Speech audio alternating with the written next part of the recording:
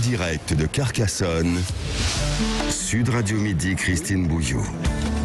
Et en effet, Sud Radio Midi, depuis Carcassonne, nous continuons à sillonner nos belles routes de France, de l'Atlantique à la Méditerranée, en passant bien sûr par des contrées, on va dire, un peu plus détournées, mais on n'est pas loin du canal du Midi, par exemple. On est surtout au pied de cette célébrissime citadelle, cette cité de Carcassonne, ce joyau, ce patrimoine mondial de l'humanité. On est exactement, nous, ce midi, on s'est installé place Carnot. On est au cœur de la ville basse. On est sur un lieu festif et surtout où il y a les restaurants, donc certains commencent à venir s'installer pour déjeuner. On va parler de ces festivités du 14 juillet ici à Carcassonne. Alors, Covid oblige, il n'y aura pas le célèbre feu d'artifice qui attire des centaines de milliers de personnes chaque année, mais on a trouvé la parade, comme partout. On est très ingénieux cet été en France pour continuer à vivre presque comme avant et pour faire vivre cet été ici au cœur de nos régions. On va parler de ces festivités tout à l'heure avec nos invités, mais on parlera aussi de cet hommage aux soignants, l'hommage de la nation reconnaissante au personnel de santé. On va en discuter avec eux. Certains vont nous dire ce qu'ils ont ressenti ce matin avec ces hommages et cet hommage de la République. Mais aussi, il y a encore certains qui demandent plus, mais comment? On parlera également de restauration parce qu'on est au cœur quand même d'un pays où on mange plutôt bien, donc les restaurants ici continuent à fonctionner et on est très heureux de les accueillir. Et puis il y a des spectacles également qui sont là pour animer la cité de Carcassonne, et Sud Radio est partenaire d'un de ces grands festivals et ces grands rendez-vous de l'été. Donc venez nous voir, on est place Carnot à Carcassonne, c'est Sud Radio Midi, on est ensemble jusqu'à 13h et ensuite on suivra l'interview du chef de l'État à l'occasion de ce 14 juillet. Bon appétit, installez-vous, on est ensemble jusqu'à 13h. Sud Radio Midi, témoin d'actu. Alors on va parler de nos invités d'actualité dans un instant, mais je vais donner déjà la parole et le micro à monsieur le maire de Carcassonne, Gérard Lara. Merci de nous accueillir ici à Carcassonne. Ce matin, vous avez vous-même vous étiez aux cérémonies avec cet hommage rendu aux soignants. Oui, nous avions une cérémonie, pas très loin d'ici d'ailleurs, qui a été organisée et maintenue. Et au-delà de la cérémonie traditionnelle telle que nous la connaissons, l'État a souhaité rendre hommage aux soignants qui ont été en première ligne pendant les mois que nous avons vécu tous avec beaucoup de difficultés, qui se sont, donnés corps et âme à la mission qui est la leur, ce sont des soignants, et qui méritaient aujourd'hui qu'on reconnaisse effectivement le jour de la fête nationale que, au-delà de la fête de la liberté, c'est la fête également de ceux qui permettent aux autres d'avoir de la liberté de vivre. Et donc les soignants étaient à l'honneur, et j'ai à ma gauche une soignante, je suis heureux précisément de l'avoir à ma gauche, car effectivement elle aussi, pendant plus de 3 mois, investie comme il convenait pour venir au secours des personnes dont on nous a dit ce matin que 200 avaient été soignés remarquablement sur le département et avaient été par côté main sauvés. Donc c'est remarquable. Alors j'imagine que pour vous, cet hommage est quelque chose de particulier. Ici on sait, vous avez eu cette fichue maladie, vous savez par quoi les gens sont passés et l'angoisse, et donc certainement qu'il y a une âme supplémentaire, en tout cas un supplément d'âme dans les mots que vous prononcez aujourd'hui. Écoutez, oui, effectivement, moi j'ai été atteint par le Covid, donc j'ai eu beaucoup de chance. Je veux dire par là que je n'ai pas eu des complications pulmonaires, mais j'ai eu effectivement un Covid assez sévère et assez sérieux, et on a peur. On a peur parce que on se demande si ça va dégénérer, si le corps sera là pour résister, si la tête sera là pour supporter le corps. Donc si vous voulez, c'est quelque chose de particulier et on intériorise beaucoup.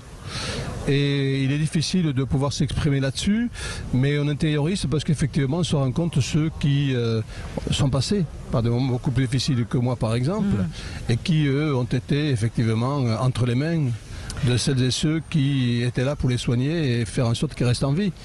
Ouais, on les a applaudis aux fenêtres. Alors Karine Lemaire, on va tourner la caméra, si on peut tourner un tout petit peu la caméra, parce que vous pouvez nous suivre en direct sur la chaîne YouTube de Sud Radio. Voilà Karine Lemaire qui est avec nous, qui est cadre supérieur de santé au CHU de Carcassonne.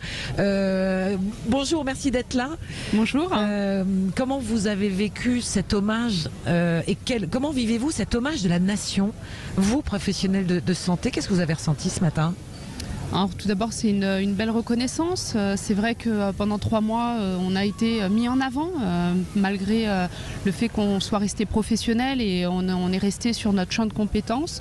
Et c'est vrai que c'est un bel hommage qu'on reçoit depuis déjà 3 mois par déjà toute la population. Et c'est vrai que on est fiers d'être soignants aujourd'hui et d'être blouse blanche. Il y a eu des applaudissements aux fenêtres.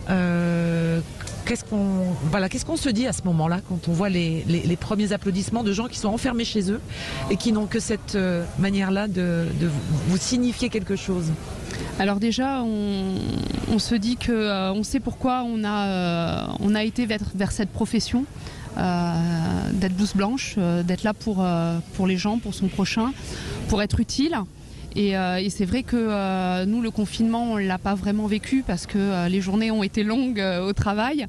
Mais par notre entourage qui ont été confinés, ils ont été effectivement de longue avec nous et ils nous ont soutenus et j'ai envie de dire que c'est une belle reconnaissance pour nous. Alors il y a une reconnaissance, il y a des besoins et il y a surtout des revendications. On va y revenir dans un instant avec Julien Terrier, qui est également cadre de santé au CHU de Toulouse, et on verra qu'il y a des revendications et qu'il y a beaucoup de choses qui ont été faites, mais on n'est pas là pour ça. Mais moi je voulais revenir avec vous deux. On entend là depuis quelques jours ces alertes, ces petits messages qui nous rappellent que le Covid, le virus est toujours là et qu'il ne faut surtout pas relâcher tous ces gestes barrières.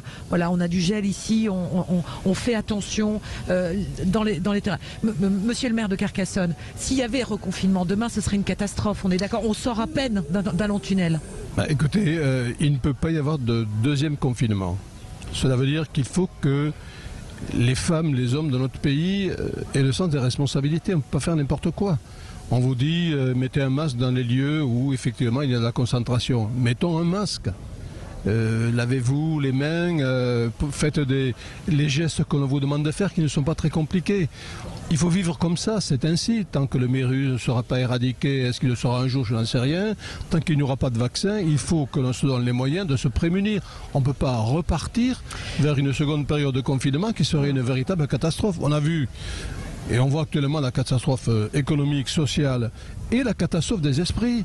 Car c'est là qu'est le problème aussi, la catastrophe des esprits. Il y aura beaucoup de personnes qui seront touchées dans leur esprit, avec une façon tout à fait différente de voir les choses, de façon tout à fait différente de vivre. Donc, ne nous prolongeons pas dans cette situation négative. Protégeons-nous, ce n'est pas compliqué de mettre un masque. Ce n'est pas dramatique de se laver les mains et de prendre des chaînes hydro... Mais comment vouloir, pardonnez-moi, mais à des gens qui se retrouvent, qui retrouvent le sens de la fête, qui est notre culture profonde à nous Français. Comment vouloir finalement à tous ces gens qui peut-être se disent bon, c'est maîtrisé, tout va bien. Non, moi j'ai dit, lors de ma première intervention, j'ai dit, je vais prendre le contre-pied du président de la République. C'est-à-dire que je souhaite que la vie de Carcassonne d'après soit égale à la vie de Carcassonne d'avant. Mais donnez-vous les moyens pour qu'effectivement la vie d'après soit comme avant. Bon. Donc il faut que nous ayons la possibilité de nous prémunir contre tout ce qui est le risque. Nous vivons tous avec un risque. Quel que soit le métier que nous avons tous des risques. Il faut que nous nous prémunissions contre précisément ce risque. Alors on va revenir, et vous aussi Karine, j'imagine que vous à l'hôpital, enfin en tous les cas vous les soignants, vous voyez ce relâchement. Ça fait plusieurs semaines, plusieurs jours qu'on entend, on discute avec des soignants qui nous disent il y a une forme de demi-inconscience. C'est ça, il y a une forme de demi-inconscience. Je pense qu'effectivement, il fait beau, le confinement s'est arrêté, les gens reprennent leur vie d'avant. En même temps, on a vu des images avec des responsables politiques aussi, on peut le dire, ces passations de pouvoir où les gens n'avaient pas de masque, où on serrait des mains. Donc il y a aussi un sens de responsabilité à tous les échelons. C'est ça. Après, c'est vrai que nous, au niveau de l'hôpital, les personnels sont quand même aussi fatigués. Ouais. Si on doit reprendre une deuxième vague et remettre tout ce qu'on a déjà mis en place, le remettre en place, bien évidemment, Oui. on le fera parce que ce que je veux souligner, c'est que quand même on a des professionnels de terrain qui ont été solidaires. Il y a eu une fraternité entre nous, que ce soit les infirmières, les aides-soignantes, les manipulateurs radio, les techs de labo, les kinés, les préparateurs en pharmacie, tous les cadres et mes collègues cadres sup. On a vraiment eu une belle fraternité et une belle solidarité dans justement cette gestion des risques aussi, des procédures, remettre en place toutes les procédures presque quotidiennement, une flexibilité aussi. Mais c'est vrai que si on doit le refaire là, demain, on le fera, mais ça risque d'être plus dur. C'est un gros coup physiquement et moralement. On va en reparler. Et merci Karine de passer ce message-là. On va marquer une courte pause dans cette émission Sud Radio Midi en direct de Carcassonne. On est sur la place Carnot. Venez nous rejoindre. On va continuer de parler de tout ça avec Julien Terrier, notre invité qui est au téléphone avec nous. On parlera aussi de ces moments aussi de renaissance avec toute la partie gastronomie. On a la chance d'avoir un chef. Alors on va le libérer assez vite. Il va venir nous rejoindre là. Et vous pouvez nous suivre sur la chaîne YouTube de Sud Radio, donc n'hésitez pas à nous rejoindre, envoyez-nous des messages 0826 300 300 aussi si vous voulez commenter l'actualité et nous dire également ce que vous attendez également de l'intervention d'Emmanuel Macron tout à l'heure à partir de 13h, l'intervention du chef de l'État alors qu'un avion passe au-dessus de nous. Voilà, la vie reprend, y compris dans les airs. On est à Carcassonne, rejoignez-nous et surtout passez un très bon moment. À tout de suite. En direct de Carcassonne, Sud Radio Midi, Christine Bouillou. Et on est en direct de Carcassonne en ce 14 juillet, jour de fête nationale. Rejoignez-nous, on est place Carnot. Vous pouvez également nous envoyer vos messages sur les réseaux sociaux 0826 300 300 pour commenter l'actualité.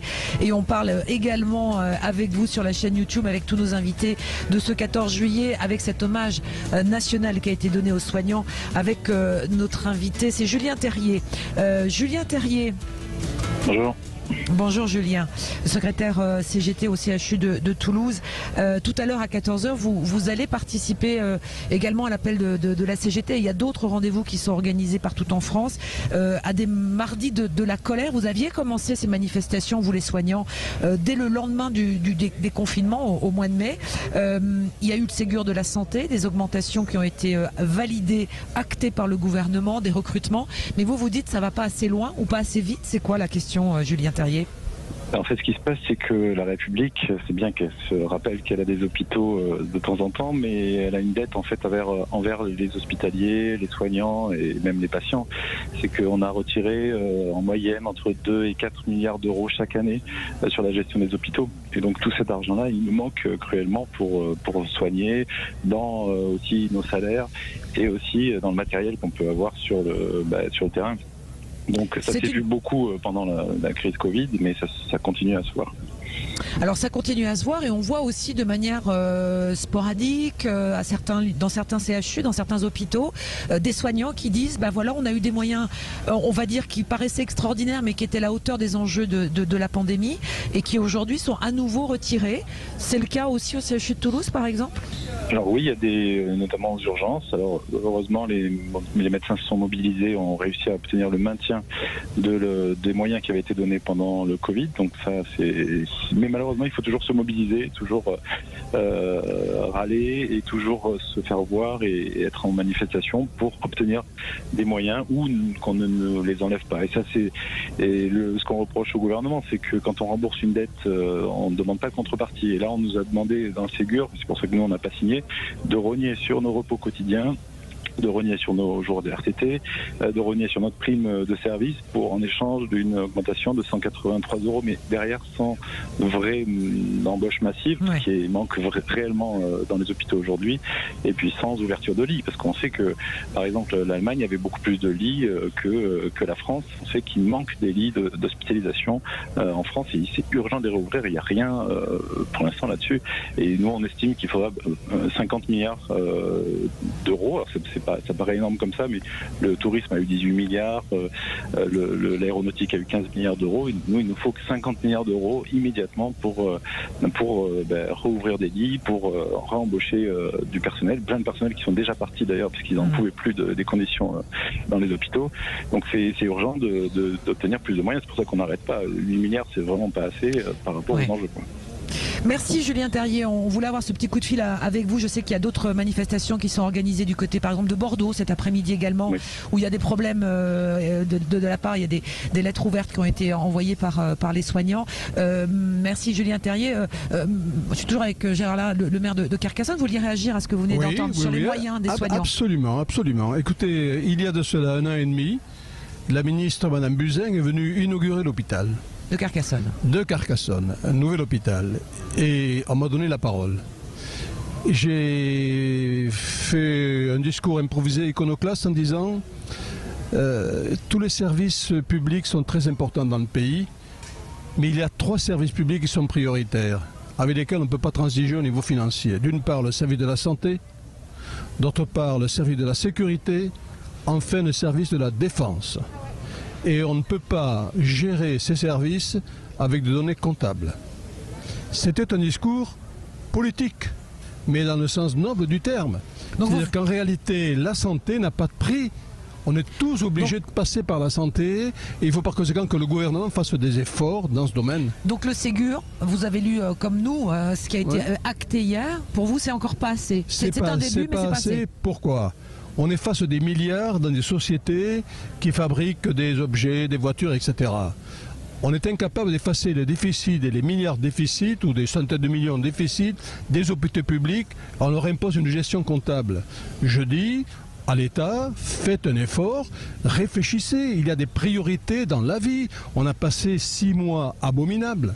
Donc vous tirez-en les conséquences en tant que politique.